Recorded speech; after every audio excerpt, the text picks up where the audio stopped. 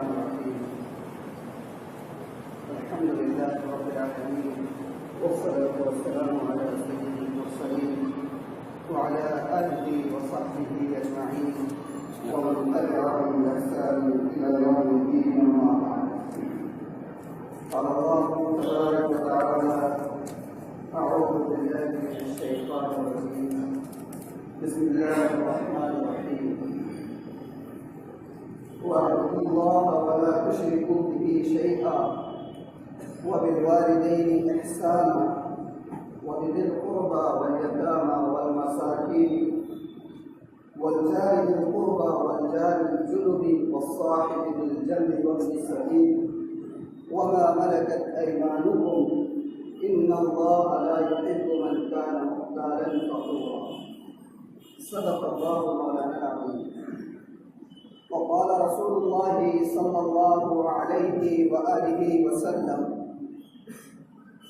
والله لا يؤمن والله لا يؤمن والله لا يؤمن. قيل: من هو يا رسول الله صلى الله عليه وآله وسلم؟ قال: من لا يأمن جاره بوائقه. هكذا قال رسول الله صلى الله عليه وآله وسلم في مقام آخر: لا إيمان لمن يؤذي جاره، أو كما قال رسول الله صلی اللہ علیہ وآلہ وسلم. قابل صدر احترام بزرگوں، عزیز دوستوں اور بھائیوں، آپ اور میں یہ بات بہت اچھی طریقے سے جانتے ہیں کہ انسان جب دنیا میں پیدا ہوتا ہے اور دنیا میں جب پہلا قدم وہ رکھتا ہے تو انسان کے دنیا میں پہلا قدم رکھتے ہی اس کے فوراً بعد اس کے تعلقات چند لوگوں سے قائم ہو جاتے ہیں، پیدا ہوتے ہی ایک بچہ جب ماں کے پیٹ سے جنم لیتا ہے تو جنم لینے کے ساتھ ہی وہ فوراً کسی کا بیٹا ہے، وہ کسی کا بھائی ہے، وہ کسی کا بھتیجا ہے، وہ کسی کا پوترا ہے، وہ کسی کا بھانجا ہے. یہ جو تعلقات کی نوعیت ہوتی ہے، انسان کے پیدا ہوتے ہی یہ تعلقات اس کے دنیا میں آنے کے بعد قائم ہو جاتے ہیں. اور جیسے جیسے انسان کی عمر بڑھتی چلی جاتی ہے اسی طریقے سے ان تعلقات کی نوعیت بھی بدلتی چلی جاتی ہے. عمر بڑھ رہی ہے، نوجوان ہو رہا ہے، شادی ہو رہی ہے، اس کے بعد وہ کسی کا شوہر بن رہا ہے، کسی کا باپ بن رہا ہے، کسی کا چاچا بن رہا ہے، کسی کا ماموں بن رہا ہے. یہ تعلقات پہلے سے کچھ ہوتے ہیں اور وقت کی رفتار کے ساتھ ساتھ اس کے تعلقات مزید جو ہے تو بڑھتے چلے جاتے ہیں. لیکن غور کرنے کی جو بات ہے وہ یہ ہے کہ انسان کے تعلقات کی نوعیت جس قدر بڑھتی چلی جاتی ہے اسی قدر اس کے اوپر کچھ حقوق اور فرائض عائد ہوتے ہیں. جتنے تعلقات زیادہ پھیلتے چلے جائیں گے انسان کے اوپر حقوق اور فرائض بھی اسی طریقے سے بڑھتے چلے جائیں گے. کیا مطلب ہے؟ مثال کے طور پر یہ ہے کہ کسی کے کچھ حقوق ہوں گے جو اس کے اوپر لازم ہوں گے، اس کو ادا کرنا ہوگا. دوسروں کی کچھ ذمہ داریاں ہیں، والدین کے کچھ حقوق ہیں، بیوی کے کچھ حقوق ہیں، رشتہ داروں کے کچھ حقوق ہیں. تو یہ حقوق اور اسی طرح دوسروں پر بھی اس کے ذمہ کچھ چیزیں ہوں گی. والدین کے ذمہ اس کے لیے کچھ باتیں ہوگی، شوہر بیوی کے لیے اس کے ذمہ کچھ باتیں ہوگی. تو یہ جو دوسروں کے ذمہ اس کی باتیں ہوتی ہے اس کو جو ہے حقوق کہا جاتا ہے. اور وہ پہلے والی جو چیز ہے وہ فرائض، جو اس کو کرنا ہے وہ فرائض ہے، جو دوسروں کو کرنا ہے وہ حقوق ہے. تو انسان جب دنیا میں آتا ہے تعلقات بنتے ہیں تو اسی نوعیت سے حقوق اور فرائض اس کے ساتھ جو ہے تو جڑتے چلے جاتے ہیں. کامیاب زندگی، کامیاب معاشرہ، کامیاب سماج اسی وقت جو ہے تشکیل میں عمل میں آ سکتا ہے جب انسان اس دنیا میں رہتے ہوئے اپنے حقوق اور فرائض کی ادائیگی پوری طریقے سے صحیح طریقے سے کرے. اگر یہ حقوق اور فرائض کی ادائیگی صحیح طور پر ہوتی ہے تو اس کی وجہ سے زندگی پرسکون، پرلطف اور جو ہے بالکل مطمئن زندگی گزرتی ہے. لیکن جہاں حقوق نہ ہو تو وہاں پر زندگی کے اندر بہت سارے مسائل پیدا ہو جاتے ہیں. ابھی میں نے آپ کے سامنے قرآن کریم کی جو کچھ ایک آیت تلاوت کی ہے اور اسی طرح میرے اور آپ کے آقا محمد رسول اللہ صلی اللہ علیہ وآلہ وسلم کی کچھ احادیث پڑھ کر سنائی ہیں. اس کا جو تعلق ہے اس آیت کا بھی اور اللہ کے رسول صلی اللہ علیہ وآلہ وسلم کی مبارک احادیث کا بھی وہ انسان کے اسی تعلقات کے پس منظر میں اس پر عائد ہونے والی ذمہ داریوں اور حقوق سے متعلق۔ پہلی ایک حدیث جو میں نے آپ کو پڑھ کر سنائی، میں پہلے شروع میں اس کا مختصر ترجمہ بتاتا ہوں، بعد میں اس سے متعلق کچھ باتیں کروں گا۔ حضرت ابو ہریرہ رضی اللہ عنہ کی روایت ہے، وہ یہ فرماتے ہیں کہ اللہ کے رسول صلی اللہ علیہ وآلہ وسلم نے ایک نہیں، دو نہیں، بلکہ 3 مرتبہ آپ نے قسم کھا کر کہا واللہ لا یؤمن، کہ اللہ کی قسم وہ ایمان والا ہو نہیں سکتا، اس کے اندر ایمان کا ذرہ برابر شائبہ موجود ہو نہیں سکتا۔ کون کہہ رہا ہے؟ کوئی بڑا عالم یا فقیہ یا محدث یا مفسر نہیں کہہ رہا، بلکہ خود شارع علیہ السلام، میرے اور آپ کے آقا محمد رسول اللہ صلی اللہ علیہ وآلہ وسلم قسم کھا کر کہہ رہے ہیں۔ اور کتنی قسمیں؟ ایک دو نہیں بلکہ 3 مرتبہ قسم کھا کے آپ کہہ رہے ہیں کہ واللہ لا یؤمن، اللہ کی قسم وہ ایمان والا نہیں ہو سکتا، اللہ کی قسم وہ ایمان والا نہیں ہو سکتا، اللہ کی قسم وہ ایمان والا نہیں ہو سکتا۔ صحابہ حیران ہوں گے کہ اللہ کے رسول کو قسم کھا کر کہنے کی نوبت پڑی۔ پوچھا اللہ کے رسول من ہوا یا رسول اللہ، اللہ کے رسول آپ یہ تو بتائیے کہ وہ کون شخص ہے جس کے بارے میں آپ 3 مرتبہ قسم کھا کے کہہ رہے ہیں کہ وہ ایمان والا نہیں ہو سکتا ہے۔ کیا فرمایا آپ نے؟ آپ نے فرمایا من لا یأمن جارہ بوائقہ، وہ شخص ایمان والا نہیں ہو سکتا ہے جس کی تکلیفوں سے، جس کے شرور سے، جس کے فتنوں سے، جس کی سازشوں سے اس کا پڑوسی جو ہے محفوظ نہ، جس کی تکلیفوں سے، جس کے شرور سے، جس کے فتنوں سے، جس کے فسادات سے، جس کی جو ہے چاپلوسیوں سے، جس کی مکاریوں سے پڑوسی محفوظ نہ ہو۔ آپ 1 2 نہیں بلکہ 3 مرتبہ قسم کھا کے کہہ رہے ہیں کہ وہ ایمان والا نہیں ہو سکتا۔ اسی طرح اور ایک حدیث جو میں نے آپ کے سامنے پڑھی، اس کا مطلب یہ ہے کہ آپ نے فرمایا لا ایمان لمن یؤذی جارہ، وہ شخص ایمان والا ہو بھی نہیں سکتا، ایمان اس کے اندر ہو بھی نہیں سکتا۔ کون؟ لمن یؤذی جارہ، ایسا شخص جو اپنے پڑوسی کو تکلیف پہنچائے۔ بہت ساری باتیں ہیں، میں آپ کو بتاتا چلوں گا، لیکن ہم اس وقت یہ جو میں نے مختصر 2-3 حدیثیں آپ کے سامنے پیش کی ہے، اس کا تھوڑا سا جائزہ ہے اور اپنا جائزہ لے کے ہم اس حدیث کے روشنی میں ہمارا اپنا جو ہے مقام اس وقت کہاں ہے۔ ہمارے اخلاق کی سطح اس وقت کچھ ایسی ہو گئی ہیں کہ بہت جسارت کے ساتھ کہہ رہا ہوں اور بڑی شرمندگی ہوتی ہے اس بات کو سوچ کر کہ آج بہت ساری سوسائٹیز اور بہت سارے علاقے بڑے بڑے شہروں میں اور میٹروپولیٹن سٹیز کے اندر ایسے ہوتے ہیں جہاں پر اگر مسلمانوں کی میجورٹی ہو تو وہاں پر پڑھا لکھا طبقہ، باشعور طبقہ، انٹلیکچوئل طبقہ مکان خریدنا پسند نہیں کرتا، محض مسلمانوں کی تکلیفوں کی وجہ سے، ایک دوسرے کا خیال نہ کرنے کی وجہ سے، حقوق کی مراعات نہ کرنے کی وجہ سے۔ حالانکہ پڑوسی کے حقوق، میں اس موضوع کو جو آج لایا ہوں، بہت ساری چیزیں جو ہیں میرے ذہن میں ہیں کہ اس حوالے سے انشاءاللہ اگر وقت ساتھ دے تو میں آپ کو گوشے گزار کروں گا۔ ہمیں اپنا جائزہ لینے کی ضرورت ہے۔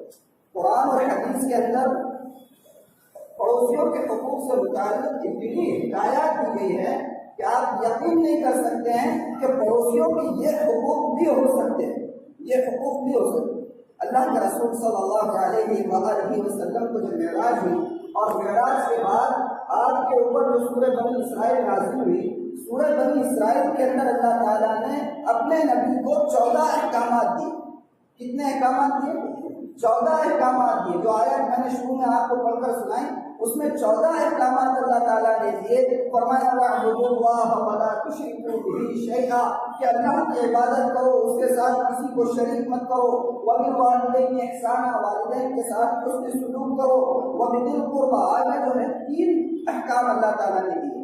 فرمایا وَبِذِي الْقُرْبَىٰ، اور اس کے بعد آگے وَالْيَتَامَىٰ وَالْمَسَاكِينِ، یعنی رشتہ داروں کے حقوق کی بات کی، اسی طریقے یتیموں کے حقوق کی بات کی، مسافروں کے حقوق کی بات کی، اور اتنے اہم ترین حقوق کے بعد اللہ تعالیٰ نے فرمایا وَالْجَارِ ذِي الْقُرْبَىٰ وَالْجَارِ الْجُنُبِ وَالصَّاحِبِ بِالْجَنبِ، وہ آیت جس کے اندر اللہ تعالیٰ اپنی عبادت کا حکم دے رہا ہے، وہ آیت جس میں اللہ تعالیٰ شرک سے محفوظ رہنے کی تاکید کر رہے ہیں، اسی آیت کے اندر اللہ تعالیٰ مسلمانوں کو 3 نمونے کے اور 3 قسم کے پڑوسیوں کے حقوق بتا رہے ہیں۔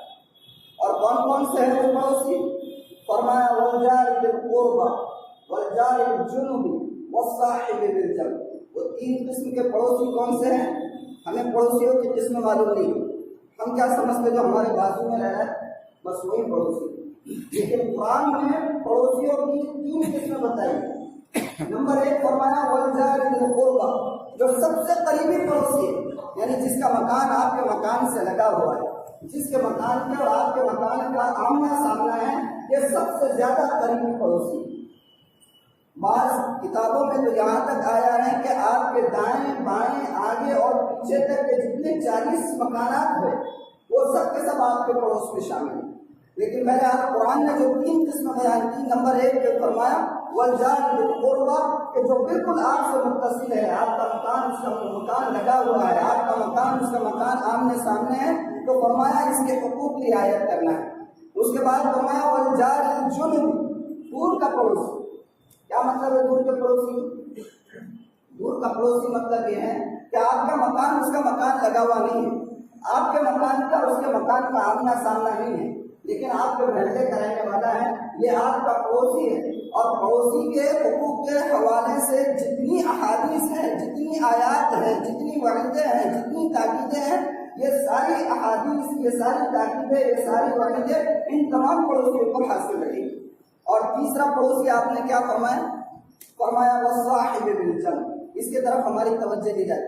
فرمایا کہ آپ عارضی طور پر مان لیجیے کہ کہیں سفر کریں، مان لیجیے آپ سچکھنڈ کے ذریعے ناندیڑ سے جو ہے دلی جا رہے ہیں، یا دیوبند سے ناندیڑ سے بامبے جا رہے ہیں، آپ کا ریزرویشن جس کمپارٹمنٹ کے اندر کنفرم ہے، یہ نہیں ہے کنفرم، آپ جس کمپارٹمنٹ میں ہیں، جس برتھ پر آپ بیٹھے ہوئے ہیں، اس برتھ کے سامنے والی برتھ پر جو صاحب ہے، آپ کی برتھ پر آپ کے دائیں بائیں جو لوگ بیٹھے ہوئے ہیں، یہ آپ کے عارضی پڑوسی ہیں، عارضی ہمسائے ہیں۔ اسی طرح مان لیجیے کہ آپ کہیں پر ملازمت کر رہے ہیں، آپ کہیں پر جاب کر رہے ہیں، آپ کہیں پر کام کر رہے ہیں، تو آپ کے ساتھ میں جو لوگ کام کر رہے ہیں وہ لوگ آپ کے پڑوسی ہیں۔ کہیں آپ استاد ہیں، ٹیچر ہیں، کہیں آپ اسٹوڈنٹس ہیں، شاگرد ہیں، تو وہاں کے اسکول کے، کالج کے، یونیورسٹی کے جتنے اسٹوڈنٹس ہیں، وہ تمام اسٹوڈنٹس آپس میں ایک دوسرے کے لیے پڑوسی ہیں، وہ تمام ٹیچرس، اساتذہ اور وہ سارا اسٹاف آپس میں عارضی پڑوسی کے زمرے میں ہے۔ اب آپ ایک بات ذہن میں رکھیں کہ انسان کے روابط کے اور تعلقات کا جو دائرہ ہوتا ہے، اس میں ایک تو دائرہ ہوتا ہے رشتہ داروں کا اور ایک دائرہ ہوتا ہے پڑوسیوں کا۔ لیکن آپ دل پہ ہاتھ رکھ کر بتائیے کہ یہ یقینی بات نہیں ہے کہ انسان کو اپنے رشتہ داروں سے کئی گنا زیادہ سابقہ اپنے پڑوسیوں سے پڑتا ہے؟ رشتہ داروں سے کئی گنا زیادہ سابقہ اپنے پڑوسیوں سے پڑتا ہے۔ مثال کے طور پر آپ کے کوئی رشتہ دار ہے، آپ کے بھائی صاحب ہے، آپ رہ رہے ہیں یہاں پر جو ہے دیپور ناکا پر، اور بھائی صاحب رہ رہے ہیں تروڑا ناکا۔ اب ان سے ملاقات آپ کی روز نہیں ہو رہی، کبھی ہفتے میں 1 بار، ہفتے میں 2 بار، 15 دن میں 1 بار آپ کے ان بھائی صاحب سے ملاقات ہو رہی ہے۔ آپ کے چاچا جان ہیں، ماموں جان ہیں، فلاں رشتہ دار ہے، وہ دور کے علاقے میں رہتے تو روزانہ آپ کی ملاقات نہیں ہوتی ہے، لیکن پڑوسیوں سے ہمارا جو سابقہ ہوتا ہے، آپ اس سے اندازہ لگاؤ، آپ صبح نماز کے لیے گھر سے نکل رہے ہیں، پڑوسی کا سامنا ہو رہا ہے، الیکٹ سلیکٹ ہو رہی ہے، آپ آفس کے لیے تیار ہو کر صبح میں ناشتہ کر کے گھر سے باہر نکل رہے ہیں، پڑوسیوں سے سابقہ ہو رہا ہے، بازار میں سودا سلب لانے کے لیے جا رہے ہیں، پڑوسی مل رہے ہیں، آپ ہر جگہ مسجد میں نماز کے لیے آ رہے ہیں، یہاں پر اپنے پڑوسیوں سے ملاقات ہو رہی ہے۔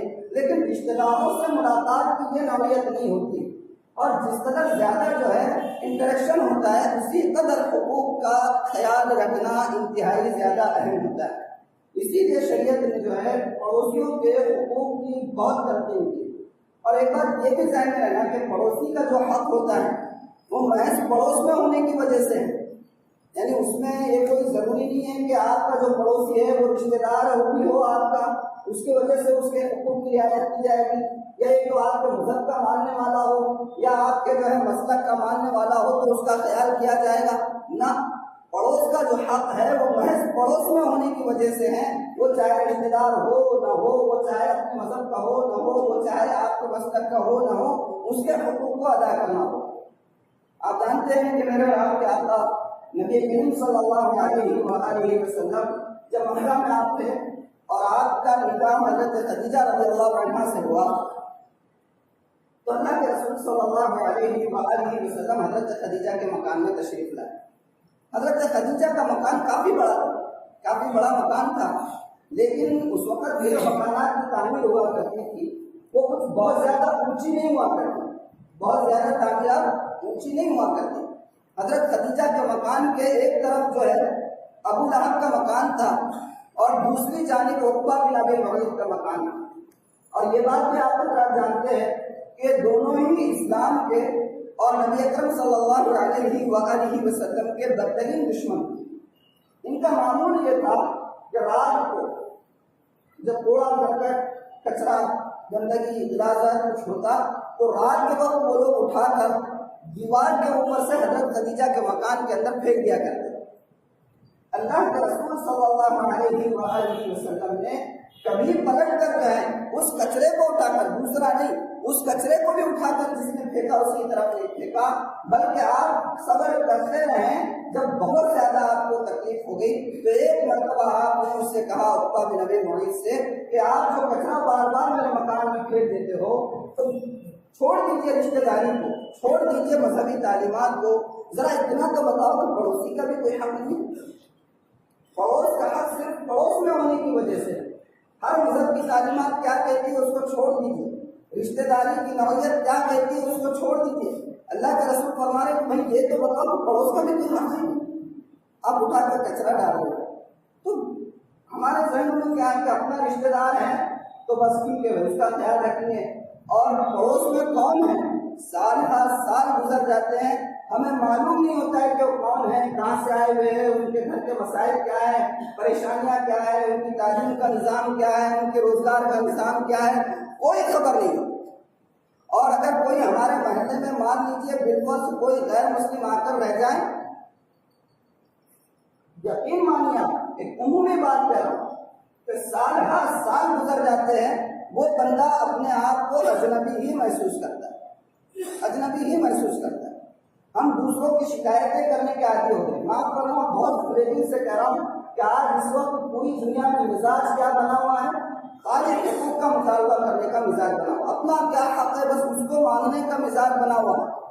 لیبر ڈے ہے، ٹیچر ڈے ہے، فلاں ڈے ہے، فلاں ڈے ہے، خالی حقوق کے مطالبے کیا ہے، کوئی ایک دن ایسا نہیں ہے جس میں دوسروں کے حقوق کو ادا کرنے کے حوالے سے جو ہے لوگوں کو ابھارا جاتا، کوئی ایک بات ہے بتائیے۔ بہت ساری باتیں ہیں، میں ایک مثال آپ کو دیتا ہوں کہ اس وقت ہمارے پاس شہر میں لوڈ شیڈنگ جاری ہے، ہر طرف سے آوازیں اٹھ رہی ہیں کہ بھائی مسلم علاقہ ہے، دلت علاقہ ہے تو وہاں پر لوڈ شیڈنگ آپ کر رہے ہیں، اور جو لوگ پڑھے لکھے ہیں، جو لوگ جو ہے تو مالدار ہیں، ان کے علاقوں میں لوڈ شیڈنگ نہیں ہو رہی ہے، یہ ہماری خود حق تلفی ہے۔ اور جا کے میمورنڈم دیے جا رہے ہیں، اعتراضات کیے جا رہے ہیں، ساری چیزیں ہیں اپنی جگہ پر ہے، ان کا وہ اخلاص سے کر رہے ہیں، کسی کی نیت پر شک نہیں ہے۔ مگر میں یہ پوچھتا ہوں کہ آپ ذرا یہ تو بتائیں کہ جو لوڈ شیڈنگ ہو رہی ہے اس کی وجہ کیا ہے؟ کیا واقعتاً ان کا تعصب ہے اور اس تعصب کی وجہ سے وہ لوڈ شیڈنگ کر رہے ہیں، یا ان کا اپنا کوئی اصول ہے، ان کا اپنا کوئی طریقہ کار ہے؟ کیونکہ ان کا طریقہ کار یہ ہے کہ جس علاقے کے اندر 50% سے زیادہ بھرپائی، اگر جتنا کنزمپشن ہو رہا ہے اس کے حساب سے بھرپائی 50% کی ہوتی ہے تو وہ لوگ لوڈ شیڈنگ نہیں کرتے۔ لیکن ہمارے علاقوں کی نوعیت کچھ ایسی ہوتی ہے کہ جتنی بجلی یوز میں آتی ہے اس سے جو ہے کئی گنا زیادہ جتنا پیسہ وصول ہونا چاہیے اس میں 60-70% چوری ہوتی ہے بجلی، تو لوڈ شیڈنگ کریں گے نہیں کریں گے؟ اب آپ بتائیے کیا ہمارے معاشرے میں کبھی کوئی ایسی تحریک چلتی جو نوجوانوں کو گھر گھر جا کر یا افراد کو، ذمہ داروں کو یہ بتائے کہ بھائی یہ جو تکلیف پورے علاقے کو ہو رہی ہے، یہ پورے علاقے آپ کے پڑوس میں جو لوگ رہ رہے ہیں وہ متاثر ہے لوڈ شیڈنگ سے، اس کی وجہ آپ ہے، آپ بھی نہیں بن، یہ مزاج ہے ہمارا۔ ہم سوچتے نہیں، عام مزاج اس وقت پوری دنیا کے اندر یہ بنا ہوا ہے کہ اپنے حقوق کا مطالبہ، ہمارے ذمہ دوسروں کے کیا حقوق ہے اس کو ادا کرنے کا عام طور پر احساس نہیں ہے۔ تو بہرحال میں آپ کے سامنے پڑوسیوں کے چند حقوق سے متعلق مجھے بات کرنی تھی۔ اللہ کے رسول صلی اللہ علیہ وآلہ وسلم نے اپنی تعلیمات میں بہت سارے حقوق بیان کیے۔ پہلا حق جو پڑوسی کا ہے وہ سب سے پہلا حق کہ بھائی اپنی خوشی میں اس کو شامل کرنا ہے۔ ہمارے پاس مزاج، ہمارے گھر میں عام طور پر کبھی کوئی اچھی چیز پک گئی، مثال کے طور ہمارے پاس اب یہ مزاج رہا ہی نہیں، ہم پہلے تو دروازہ بند کر دیتے کوئی اچھی چیز آ جائے۔ اللہ کے رسول صلی اللہ علیہ وآلہ وسلم نے ایک خاتون صحابیہ سے اس لیے کہا کیونکہ پکوان وغیرہ کا تعلق خواتین سے ہوتا ہے۔ آپ نے فرمایا کہ جب تم سالن پکاؤ تو اس میں شوربے کے اندر پانی تھوڑا زیادہ کر دیا کرو، شوربہ تھوڑا زیادہ بنا دیا کرو، کیونکہ اگر تم مان لو کہ گوشت کم بھی ہے اور گوشت تم اپنے پڑوس میں نہیں پہنچا سکتے تو کم از کم جب اچھی خوشی کا موقع ہے، اچھا کھانا پکا رہے ہیں تو اس کا شوربہ تو پڑوسی کے وہاں بھیج دیا کرو۔ لیکن کیا ہمارا مزاج ایسا ہے؟ عام طور پر ہم اسلامی تعلیمات سے اس بارے میں جو ہے لا علم ہے، اس کا احساس ہی ہم کو نہیں۔ آپ نے فرمایا اپنی جائز خوشی کی جو تقریبات ہیں ان تقریبات میں اپنے پڑوسیوں کو دعوت دو۔ ہمارے یہاں کوئی پروگرام ہوتا ہے، شادی بیاہ ہوتی ہے، کچھ معاملات ہوتے ہیں تو ہمارے پاس سب سے پہلے ایک لسٹ بنتی ہے اور اس لسٹ میں سب سے پہلے ہمارے رشتے داروں کے نام، اس کے بعد جو ہے کچھ لوگ جو زیادہ سرگرم ہوتے ہیں معاشرے میں کسی بھی حیثیت سے ان کے نام، تاکہ میں معاشرے کو لگے جو لوگ دعوت میں آئے تو میرے گھر کی شادی میں فلاں بڑے بڑے لوگ آئے۔ لیکن سب سے زیادہ اگر کسی کو آدمی نظر انداز کرتا ہے تو آپ بتائیں کہ وہ گھر کے اطراف میں رہنے والے غریب پڑوسی ہمارے ہوتے نہیں ہیں جن کو ہم نظر انداز کر دیتے، بالکل ہمارا جو ہے خیال اس طرف جاتا نہیں، تو یہ ان کے حقوق ہے۔ اسی طرح اللہ کے رسول صلی اللہ علیہ وآلہ وسلم نے ان کے ساتھ حسن سلوک کی تعلیم دی۔ کیا ہے حسن سلوک؟ بھائی فرمایا کہ اذا مرض اعاده، کہ آپ کے پڑوس میں اگر کوئی بیمار ہے تو آپ اس کی عیادت کے لیے جائیں۔ کئی واقعات ایسے ہوتے ہیں کہ آپ جس علاقے میں رہتے ہیں، غریب پڑوس ہے، آپ کے ندی کے کنارے پہ رہتا ہے، غریب ہے، کوئی پرسان حال نہیں ہے، سال سے وہ بیچارہ بیمار ہے، دواؤں کے لیے علاج کے لیے اس کے پاس کوئی ذرائع نہیں ہے، ہمیں اتنی توفیق نہیں ہوتی ہے کہ ہم اپنے مصروف اوقات میں سے 5 منٹ نکال کر صرف اس کے پاس جا کر بیٹھ جائے، اس کے لیے تسلی کے 2 جملے بولتے کہ بھئی آپ کی جو بیماری ہے انشاءاللہ یہ ختم ہو جائے گی، اللہ کی ذات بہت بڑی کارساز ہے، وہ آپ کے لیے کچھ نظم کر دے گا۔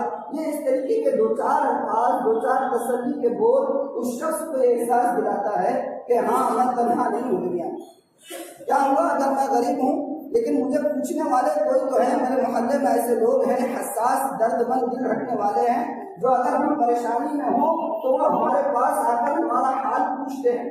لیکن آپ بتائیے کیا ہمارا مزاج اس طریقے کا ہے؟ عیادت کے لیے جانا، اس سنت کو ہم نے آج اس وقت معاشرے سے ایک دم بھلا دیا۔ اللہ ہے کہ کوئی بہت زیادہ جو ہے امیر ہے، عہدے دار ہے، منصب والا ہے اور وہ بیمار ہو جائے تو پھر وہ رسمی طور پر کچھ بکے وغیرہ لے کر پہنچ جاتے ہیں۔ لیکن جو سنت طریقہ ہے، اللہ کے رسول کی تعلیمات ہے، ان تعلیمات کو زندہ کرنے کا ہمارے اندر احساس ہے۔ حضرت حسن رضی اللہ عنہ ایک مرتبہ بیمار ہوئے، ان کے والد گرامی قدر حضرت علی رضی اللہ عنہ ان کی عیادت کے لیے جا رہے ہیں۔ راستے میں ایک صاحب اور ساتھ ہو گئے۔ حضرت علی نے پوچھا کیوں، کیا بات ہے؟ میں تو عیادت کے لیے جا رہا ہوں، تم کہاں چل رہے؟ کہا کہ میں بھی حسن کی عیادت کے لیے آ رہا ہوں رضی اللہ عنہ۔ حضرت علی نے پوچھا عیادت کے لیے آ رہا ہوں؟ صحیح سے بتاؤ عیادت ان کے لیے آ رہے ہیں یا اور کچھ مقصد ہے؟ جانا کہیں اور ہے، راستے میں حسن کا مکان ہے اس لیے تو نہیں آ رہے؟ کہا کہ نہیں، میں حسن کی عیادت کے لیے آ رہا ہوں۔ تو کہا حضرت علی نے میں نے نبی کریم صلی اللہ علیہ وآلہ وسلم سے سنا کہ اگر کوئی شخص کسی بیمار کی عیادت کے لیے جاتا ہے، تیمارداری کے لیے جاتا ہے، مزاج پرسی کے لیے جاتا ہے، 2 منٹ ہی صحیح کیوں نہ ہو اس کے پاس بیٹھ کر اس کو تسلی کے 2 بول بولتا ہے تو حضرت علی فرماتے ہیں کہ نبی کریم صلی اللہ علیہ وآلہ وسلم نے فرمایا وہ جتنی دیر وہاں پر بیٹھے گا وہ اتنی دیر تک ایسا ہے جیسے کہ وہ جنت کے باغوں میں سے کسی ایک باغ میں بیٹھا ہو۔ کیا مطلب؟ جنت کے باغ میں پہنچنا اتنا آسان ہے؟ اس کے لیے کتنی محنت کرنی پڑتی ہے، کتنا آج اس کے لیے کمانا پڑے گا۔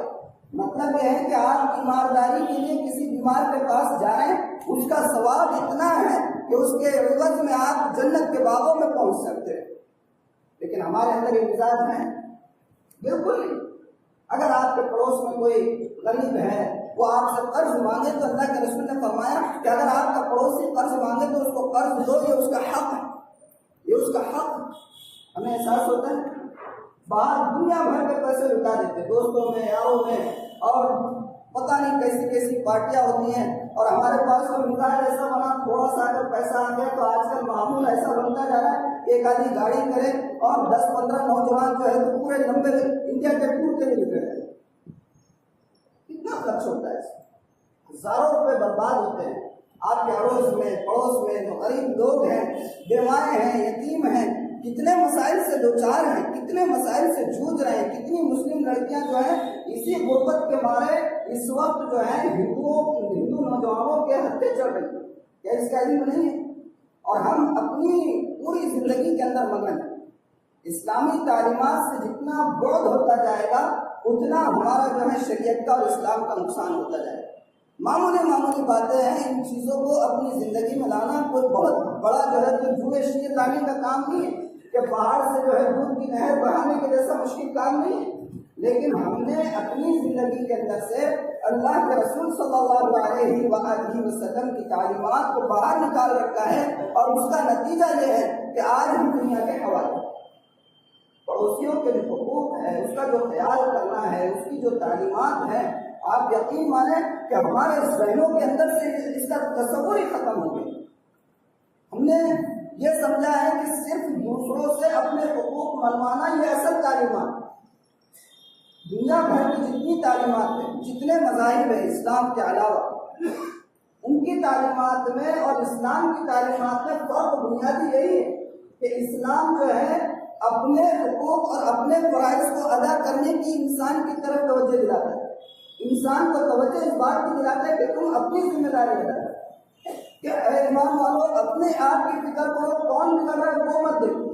ہم کیا کرتے ہیں، اصلاح کے لیے نکلتے تو کون کیا کر رہا ہے پہلے ادھر دیکھتے ہیں، ہم کیا کر رہے ہیں اس کی طرف توجہ نہیں جاتی۔ تو بہرحال آج ہمارا جو سماجی معاشرہ اور ہمارا سماج اور ہماری سوسائٹی جو درہم برہم ہے، اس کی بنیادی وجہ یہی ہے کہ ہم نے اس سماجی زندگی کے اندر سے اللہ کے رسول صلی اللہ علیہ وآلہ وسلم کی بنیادی تعلیمات کو اپنی زندگی سے باہر نکالا ہوا۔ اور ایک حقوق کی بات میں آپ کو بتاؤں کہ یہ جتنے حقوق میں نے آپ کو بتایا پڑوسیوں کے حقوق کے سلسلے میں، یہ سارے مثبت حقوق، لیکن پڑوسیوں کے کچھ منفی حقوق بھی ہوتے ہیں۔ کیا مطلب ہے منفی حقوق کا؟ یہ بات، یہ جو منفی حقوق ہے اس کو غور سے سننے کی ضرورت ہے، اس لیے کہ معاشرہ اس وقت منفی حقوق کے حوالے سے بہت زیادہ جھوج رہا ہے۔ آپ نے وہ حدیث سنی ہوگی، اللہ کے رسول صلی اللہ علیہ وآلہ وسلم نے فرمایا کہ اماطۃ الاذی عن الطریق صدقہ، کہ راستے سے تکلیف دہ چیز کا ہٹانا یہ صدقہ ہے، برابر ہے؟ راستے سے تکلیف دہ چیز کا ہٹانا۔ اور تکلیف دہ چیز کیا ہے؟ ہمارے ذہنوں میں تکلیف دہ چیز یہ کہ کوئی کانٹا ہے، کانچ کا ٹکڑا ہے، کوئی پتھر پڑا ہوا ہے، یہ ہم سمجھتے ہیں کہ راستے کے اندر تکلیف دہ چیز کا پڑا ہوا، لیکن اللہ کے رسول صلی اللہ علیہ وآلہ وسلم کا یہ اعجاز تھا اور آپ کی یہ خاصیت تھی کہ آپ کے ایک ایک لفظ کے اندر پورا ایک انسائکلوپیڈیا محفوظ ہوتا ہے۔ آپ نے خود فرمایا تھا کہ وہ تو جواب میں عرض کریں کہ اللہ تعالیٰ نے مجھے مختصر الفاظ کے اندر بہترین جو ہے الفاظ کا ذخیرہ دیا ہے، ایسے مختصر الفاظ کہ اس ایک لفظ کی اگر آپ تشریح کرتے چلے جاؤ تو کئی جملے اس کے اوپر آپ لکھ کر تیار کر سکتے۔ اسی میں یہ آپ نے فرمایا اماطۃ الاذی عن الطریق صدقۃ، راستے سے تکلیف دہ چیز کا ہٹانا صدقہ ہے۔ ہم یہ سمجھتے ہیں کہ راستے میں تکلیف دہ چیز کانٹا، کانچ کا ٹکڑا وغیرہ ہے یا غلاظت ہے، لیکن میں آپ کو بتاؤں کہ اس وقت میں اور آپ اور ہمارا معاشرہ اور خاص طور پر مسلم معاشرہ اس حدیث کی زد میں آتا ہے کہ ہم راستے میں تکلیف دہ چیزوں کے سبب بنتے جا رہے ہیں، سبب بنتے جا رہے ہیں۔ آپ اس مسجد سے باہر نکلیے اور باہر نکل کر دیکھیے ان ہوٹلوں کے سامنے گاڑیوں کی جو انداز سے پارکنگ ہوتی ہے، یہ راستے میں تکلیف دہ چیزیں ہیں۔ ایک بندہ ہے، کمزور ہے، بوڑھا ہے، اس نے اپنی گاڑی کھڑی کی ہوئی ہے اور ایک شخص آ کر پیچھے سے اس کے گاڑی کے سامنے گاڑی کھڑے کر دیتا ہے، وہ بندہ اپنی گاڑی کو نکال نہیں سکتا ہے، وہ گاڑی کو ہٹا نہیں سکتا ہے۔ کہ یہ راستے میں تکلیف دہ چیز کا نہیں ہے؟ اس کا احساس کس کو؟ کون کرے گا اس کا احساس؟ یہ راستے کی تکلیف دہ چیزیں ہیں۔ آپ مکان تعمیر کر رہے ہیں، ٹھیک ہے، مکان تعمیر کر رہے ہیں، آپ کو حق ہے آپ کو اللہ کی مدد سے نوازا ہے، اسباب آپ کے پاس ہے، آپ کو پورا اختیار ہے آپ مکان تعمیر کریں، لیکن مکان تعمیر کرتے وقت آپ تعمیرات کا سامان گلی کے اندر روڈ کے اوپر اس طریقے سے آپ پھیلا دیں کہ دوسروں کے لیے چلنا مشکل ہو جائے، یہ راستے میں تکلیف دہ چیز ہے، کیا ہم اس کی سمجھ میں نہیں آ رہے؟ اس کا احساس ہوتا ہے؟ بہت سنگین وعید اس کے بارے میں اللہ کے رسول صلی اللہ علیہ وآلہ وسلم نے فرمائی، ہزاروں چیزیں ہیں، اگر میں اور آپ اس وقت جائزہ لیں ہمارے معاشرے کا، بلکہ پورے شہر کا جائزہ لینے کی ضرورت نہیں ہے، میں تو یہ کہتا ہوں کہ صرف ہم اپنی ایک گلی کا جائزہ لے لیں تو آپ کو اس وقت محسوس ہوگا کہ ہم کتنے حقوق ایسے ہیں پڑوسیوں کے جس کو جو ہے ادا نہیں کر رہے اور ہم اللہ کے رسول کی وعید کے اندر آتے ہیں۔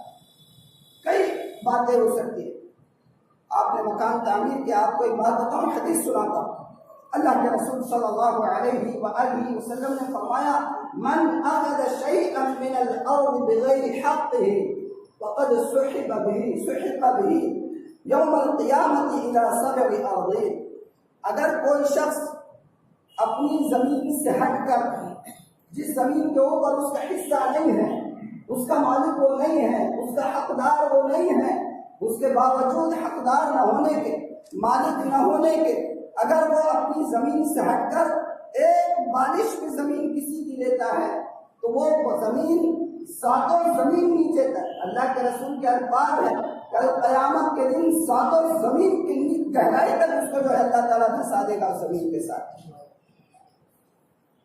آج آپ اپنی گلیوں کا جائزہ لیں، جو مکانات تعمیر ہوتے ہیں، ہر بندہ، مجھے معاف کیجیے ہو سکتا ہے کہ آپ نہ ہو، لیکن میں ایک اور آج مجموعی بات کر رہا ہوں کہ ہم جو مکانات تعمیر کرتے ہیں، اگر آپ کے گلی کی روڈ 10-20 فٹ کی ہے تو مکانات جب تعمیر ہونا شروع ہوتے ہیں تو اس کے بعد ایک سال مکان تعمیر کر رہے ہیں اور تعمیر کرنے کے بعد وہ 2 فٹ آگے آ رہے ہیں، تیسرے صاحب ادھر سے جو ہے 3 فٹ آگے آ رہا ہے، کوئی 4 فٹ آگے آ رہا ہے، اور ہوتے ہوتے وہ 20 فٹ کی زمین، وہ 20 فٹ کی روڈ، جب وہ گلی پوری مکمل ہو جاتی ہے تو پتہ چلتا ہے کہ صرف 10 فٹ کی رہ گئی۔ کیا آپ کو اللہ کے رسول کی حدیث نہیں مانی؟ ایک بار اس زمین بھی اگر بغیر حق دیں گے تو وہ زمین قیامت کے دن توق بنا کر گلے کے اندر ڈالی جائے۔ مسجد کی تعمیر بہت اچھی بات، میں بہت جسارت کے ساتھ کہہ رہا ہوں کہ مسجد کی تعمیر بہت اچھی بات، اللہ کے رسول نے فرمایا کہ من بنا مسجدا للہ بنا اللہ لہ بیتا فی الجنہ، اگر کوئی اللہ کے لیے اللہ کا گھر تعمیر کرے گا تو اللہ اس کے لیے جنت میں مکان تعمیر کرے گا۔ بہت بڑی بات، جنت میں مکان تعمیر ہو رہا ہے، لیکن اگر مسجد کی تعمیر بھی ایک بالش غیر حق کی زمین کے ساتھ بنائی جائے گی، سیڑھی بھی بنائی جائے گی، تو وہ سیڑھی جو بظاہر مسجد میں پہنچ رہی ہے کل کو وہ سیڑھی جہنم میں پہنچائے گی، کل کو وہ سیڑھی جہنم میں پہنچائے گی۔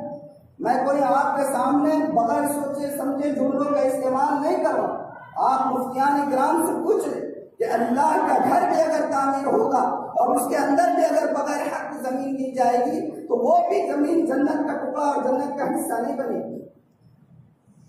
ہمارے پاس ہے اس کا احساس؟ چھجے بنا لینا اور بالکنیاں نکال دینا، حدیث کے الفاظ میں آپ کو سناؤں تو آپ کو حیرت ہوگی کہ اللہ کے رسول نے امت کے مزاج کو کس قدر خیال فرمایا۔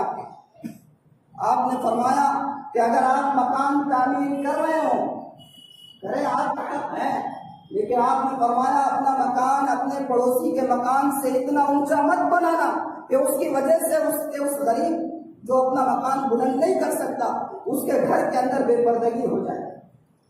آج جائزہ لیجیے گلیوں کا، مکان ہے، قریب کا مکان ہے، وہ چھت نہیں ڈال سکتا ہے، تین کا مکان ہے، کچھ حصہ کھلا ہے، بازو میں بلڈنگ کھڑی ہو رہی ہے 3 مالا اور 4 مالا، اور ایسی بے پردگی ہے اس بلڈنگوں کے اوپر کھڑے ہو کر جو ہے وہ نیچے کے جو 3 کے مکانات ہیں اس کے اندر تاکہ جھانکی ہے۔ آپ کو فقہا کا مسئلہ بتاؤں، فقہا نے یہاں تک لکھا ہے کہ اگر کوئی شخص اپنا مکان اونچا کرتا ہے، مکان کی بات نہیں بلکہ یہاں تک لکھا ہے کہ اگر کسی کے مکان کے اندر کوئی درخت لگا ہوا ہے اور وہ درخت کافی اونچا ہے، اگر اس کو اس درخت پر چڑھنے کی ضرورت پیش آئے تو اس کے اوپر یہ لازم ہے، اس کے اوپر یہ ضروری ہے کہ وہ اس درخت پر چڑھنے سے پہلے اپنے پڑوسی کو کہہ دے کہ دیکھیے صاحب مجھے درخت پر چڑھنا ہے، آپ اپنی بہو بیٹیوں سے کہہ دیجئے کہ وہ پردہ کر لے تاکہ بے پردگی نہ ہو۔ اور اس کے بعد فقہاء نے یہاں تک لکھا ہے کہ اگر وہ درخت والا اپنے درخت پر بغیر پڑوسی کے اجازت کے چڑھتا ہے تو اگر اسلامی حکومت ہے تو قاضی کی ذمہ داری ہے کہ وہ بغیر اجازت کے درخت پر چڑھ رہا ہے تو اس درخت کو کٹوا دے، وہ درخت کو کٹوا دے۔ آج ہمارے پاس یہ شعور ہے، ٹھیک ہے آپ مکان تعمیر کیجیے، آپ کو کھڑکی کی بھی ضرورت ہے روشنی کے لیے، آپ کو کھڑکی کی بھی ضرورت ہے ہوا کے لیے، لیکن آپ پردے کا نصب تو کر سکتے ہیں، آپ احتیاط بھی تو کر سکتے ہیں۔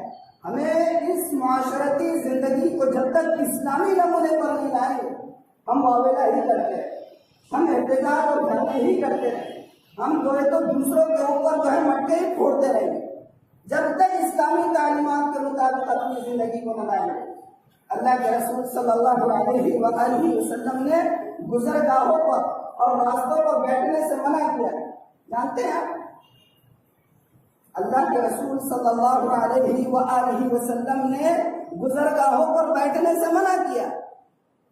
آپ گزر رہے راستے میں، آپ نے دیکھا کہ چند صحابہ اپنے مکان کے پاس بیٹھے، راستہ مکان کے پاس بیٹھے، کیوں بیٹھے ہوئے؟ یہاں بیٹھنے کی کیا ضرورت؟ کہا کہ اللہ کے رسول ہم کوئی غیر ضروری بات نہیں کر رہے ہیں، ہم دین ہی کی بات کر رہے ہیں، مسائل ایک دوسرے سے پوچھ رہے ہیں۔ کہا کہ ٹھیک ہے، اگر ایسی بات ہے غیر ضروری نہیں بیٹھ رہے ہیں تو کوئی بات نہیں، اگر آپ دین کی بات کر رہے ہو تو ٹھیک ہے، لیکن تمہارے اوپر ضروری ہے کہ راستے میں یہاں سے گزر گئے، یہاں پر آپ بیٹھے ہو دین کی بات بھی کر رہے ہو تو نظر نیچی ہو، کسی کی غیبت نہ ہو۔ میں آپ سے ایک سوال پوچھتا ہوں کہ ہمارے پاس دیگلور ناکے کے اوپر یہ جو برج بنایا ہوا ہے کس لیے بنایا ہوا ہے؟ یہ برج اس لیے بنایا گیا ہے کہ ہمارے پاس کا ٹریفک کا نظام اس قدر تکتر بکتر ہے اور اس قدر ہماری اپنی غلطی کی وجہ سے یہ نظام ایسا بنا ہوا ہے کہ راستہ سالمیت کے ساتھ حفاظت کے ساتھ پار کرنا آسان نہیں۔ یہ چھوٹے چھوٹے بچے اور بچیاں جو اس اسکول میں آتی ہیں مدینہ پور میں اور بھی شہر کے دوسرے علاقوں میں یہاں سے ان کو گزر کر جانا ہوتا ہے، وہ اس لیے بنایا گیا ہے کہ یہ بچے، یہ بچیاں، یہ بوڑھے اور عورتیں اس برج کا استعمال کر کے اوپر سے جو ہے روڈ کو کراس کریں۔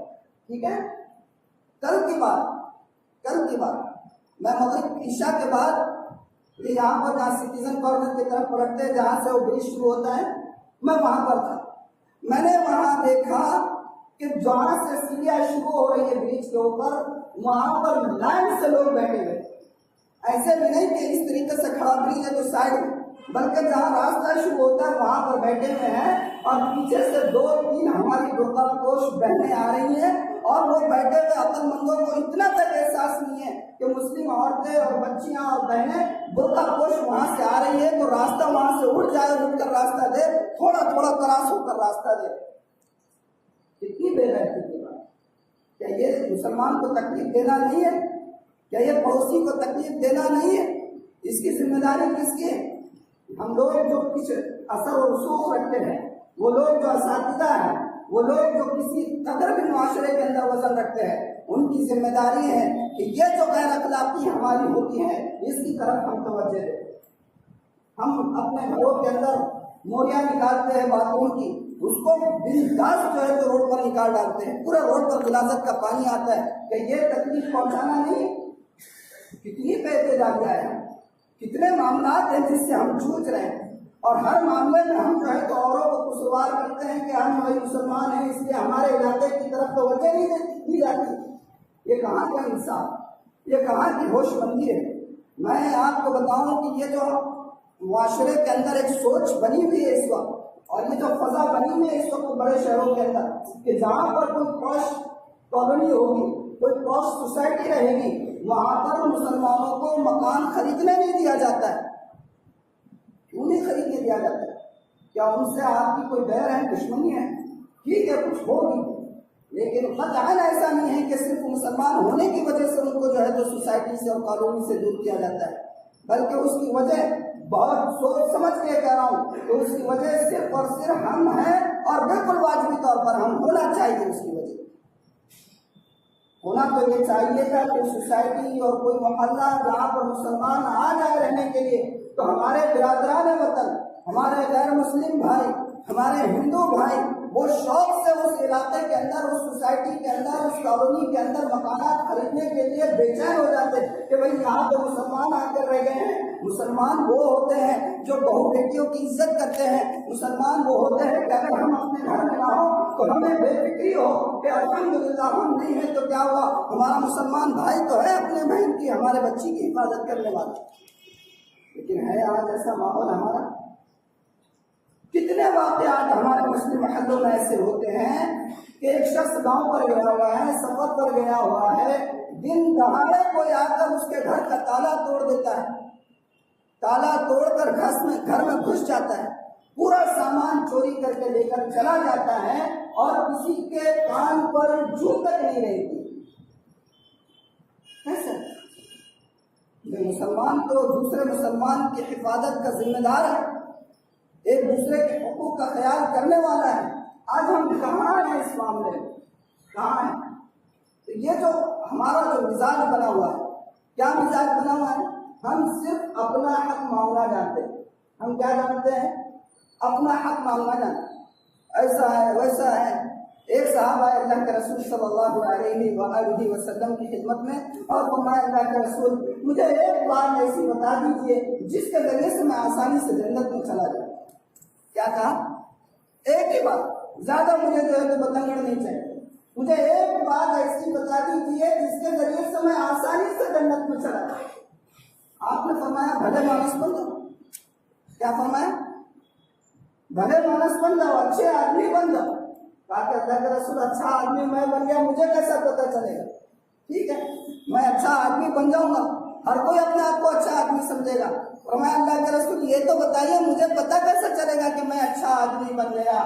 تو آپ نے فرمایا اگر تمہارے پڑوسی اس بات کی گواہی دے کہ تم جو کام کر رہے ہو اچھا ہے تو سمجھ لو کہ تم اچھے ہو، اور اگر تمہارے پڑوسی یہ کہنے لگے کہ فلاں صاحب صحیح کام نہیں کرتے تو سمجھ جانا کہ تم اچھے آدمی نہیں۔